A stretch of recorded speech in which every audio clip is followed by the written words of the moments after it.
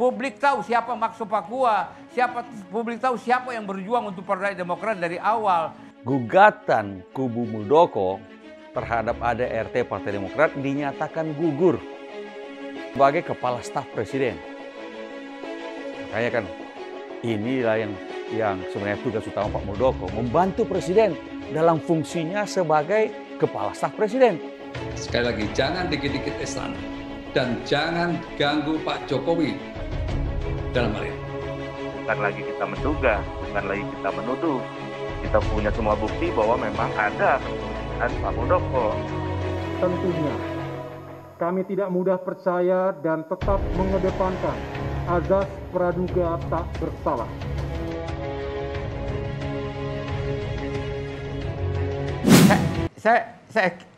Saya kira begini, adik saya ini Renanda, wakil sekjen. Saya setuju ya, kalau Anda sudah mengatakan bahwa 100% konstelasi politik ataupun konstituen dan suara di daerah itu sudah mendukung, ngapain kalian sibuk-sibuk menuduh kiri, menuduh kanan? Selesaikan aja, tak usah gentar, maju terus. Jangan sampai takut bahwa ada orang yang mau menggantikan AHY untuk calon presiden 2024. Jangan itu yang dipikirkan. Jadi saya lihat itu sebenarnya kita tidak punya masalah di internal kecuali dengan beberapa mantan senior kita. Dengan demikian maka yang sah adalah Partai Demokrat dipimpin oleh Ketua Umum Agus Harimurti Yudhoyono. Pak Muldoko bersama gerombolannya itu tidak punya hak mengatasnamakan diri sebagai Partai Demokrat. Curhat tentang situasi yang dihadapi, ya gue dengerin aja ya, gitu. Ya, berikutnya ya udah dengerin aja. Ya, saya sih sebenarnya prihatin gitu ya. Orang-orang yang sudah berjuang, pernah saya katakan kepada wartawan bahwa saya disebut bahwa 3 tahun sudah tinggalkan Partai Demokrat. Itu omong kosong, itu bohong besar.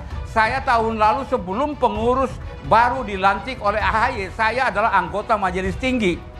Berarti saya baru keluar ketika saya tidak dipakai lagi oleh Majelis Tinggi. Bukan 3 tahun saya meninggalkan Demokrat. Ini perlu diperbaiki oleh Pak Renanda dan kawan-kawan. Jangan sembarang memberikan statement ke publik. Publik tahu siapa maksud Papua, publik tahu siapa yang berjuang untuk Partai Demokrat dari awal. Jadi saya kira selesaikan persoalan ini secara legal, secara bagus, faktual untuk menjalankan partai ini sebagai partai modern. Hakim mengatakan, Hakim Pengadilan Negeri Jakarta Pusat mengatakan bahwa gugur karena 3 kali diundang hadir, yang menggugat justru tidak hadir. Jadi ini memang agak lucu. Mereka menggugat, tapi kemudian mereka yang tidak hadir dalam proses pengadilan, dalam sidang-sidang pengadilan tersebut. Ya otomatis setelah dipanggil 1 kali, dipanggil 2 kali, ketiga kali tidak hadir juga, maka memang hakim wajar sekali kalau mengatakan itu dianggap gugur. Saya pikir persoalan partai politik dengan keadaan, dengan berbagai kemelut adalah hal yang biasa. Saya tahun lalu pernah menggagas juga untuk melakukan KLB pada waktu itu, awal tahun lalu. Dan memang itu mendapat serangan total seperti halnya sebuah kejadian yang luar biasa. Padahal KLB itu ada di dalam anggaran dasar dan anggaran rumah tangga. Introspeksi, apakah perlu melakukan gugatan lain lagi?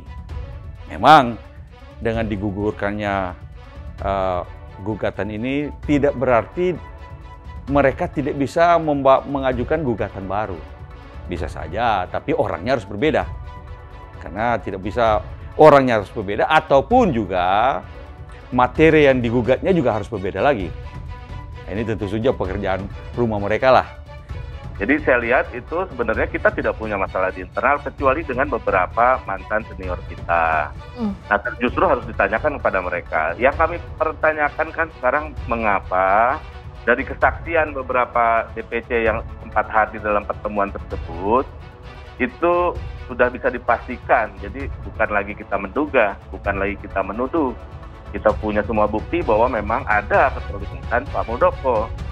Ya kan? Ini yang kita mengapa membuat surat kepada Bapak Presiden Joko Widodo agar Bapak Joko Widodo ini mengetahui dan terang terhadap masalah ini, sehingga tentu saja jawabannya bisa membuat semua masalah jadi terang dan kemudian juga tidak membuat ini terlalu lama gaduh.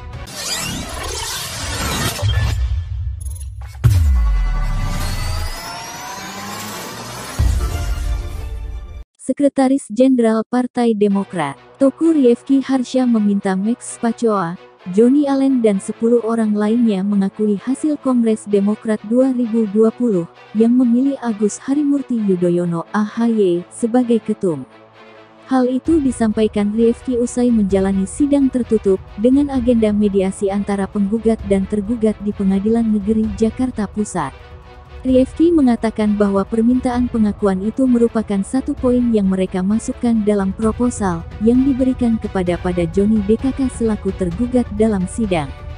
Kami menyampaikan mediasi ini diawali dengan pengakuan terhadap DPP Partai Demokrat sebagai sebuah partai yang diakui negara, begitu juga hasil Kongres dan keterpilihan AHY sebagai ketua umum.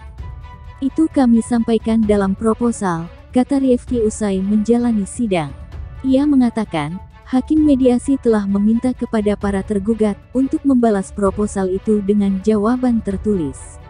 Rifki menyebut, jika poin-poin dalam proposal itu diakui oleh para tergugat, pihaknya siap untuk melanjutkan proses mediasi. Jadi tolong akui dulu hasil yang diputuskan kader di daerah, memilih dan membentuk ADARK dan kepengurusan. Nah kalau itu baru kita bicara. Bagaimana selanjutnya? Apa yang diinginkan? Itu secara umum, namun secara detail mohon dipahami tidak bisa kami ceritakan, ucap dia. Dikonfirmasi terpisah, Johnny memprotes ketidakhadiran AHY sebagai penggugat dalam sidang itu. Ia menyebut, AHY juga tidak hadir dalam 2 sidang mediasi sebelumnya. Tidak taat hukum, jadi tinggal kita menjawab proses mediasinya secara tertulis, kan penggugat enggak hadir 3 kali berturut-turut. Itu enggak ada iktikat baik Perma nomor 1 tahun 2016, kata Johnny. Diketahui, AHY dan Rifki menggugat 12 orang yang terlibat pelaksanaan Kongres Luar Biasa KLB di Deli Serdang yang memilih Muldoko sebagai Ketua Umum Demokrat. Belakangan, Kemenkumham menolak pengesahan Demokrat hasil KLB itu. Ke-12 orang itu yakni Muhammad Rahmat, Yus Sudarso, Syafwatiloh Mohzaib, Max Sopakua, Ahmad Yahya, Darmizal, Marzuki Ali, Tri Julianto, Supandi R. Sugondo, Boyke Nofrizon, Johnny Allen Marbun dan Aswin Ali Nasution. Salah satu petitum gugatan bernomor 236 PDT, G, 2021 PNJK, PES yang dilayangkan AHY dan Rifki, itu menetapkan para tergugat tidak memiliki dasar hukum legal standing untuk melaksanakan aktivitas apapun dengan mengatasnamakan Partai Demokrat.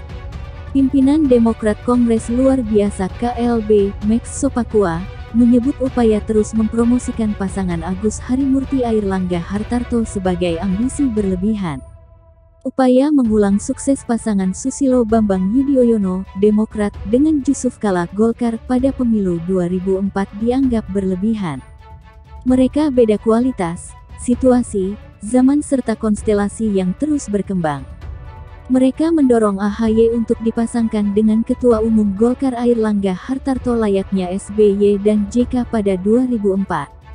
Mereka didorong ambisi dengan supporting sang ayah SBY sejak awal yang seakan ingin melanggengkan kekuasaan, kata Max kepada wartawan, Rabu, tanggal 9 Juni tahun 2021. Dalam pandangan Max, sampai saat ini belum ada tokoh yang bisa disandingkan dengan AHY. Karena secara kualitas dan pengalaman, sambung Max, masih jauh dan kalah dibandingkan dengan kandidat yang sudah muncul. Airlangga Hartarto adalah birokrat yang 2 periode jadi menteri, dan 2 periode ketua komisi di DPR. Kemudian Anies Baswedan mantan menteri yang juga gubernur DKI Jakarta. Muhaimin Iskandar alias Cak Imin juga mantan menteri dan pimpinan DPR. Puan Maharani apalagi malang melintang di DPR dan mantan menteri, papar Max. Sebaliknya, AHY dalam pengalaman birokrat nggak punya. Malah ada hasil survei yang menempatkan AHY sebagai calon presiden urutan kedua setelah Prabowo. Justru ini menurut saya yang patut dipertanyakan, ujarnya. Max mengamini pernyataan dan analisis Direktur Eksekutif Indobarometer, M. Kodari, yang menyebutkan Airlangga dan AHY secara kualitas dan kuantitas berbeda. Upaya Deputi Balitbang Demokrat Syahrial Nasution yang menyebut Kodari tak berdasar justru, menurut Max, malah menuding kepada diri sendiri.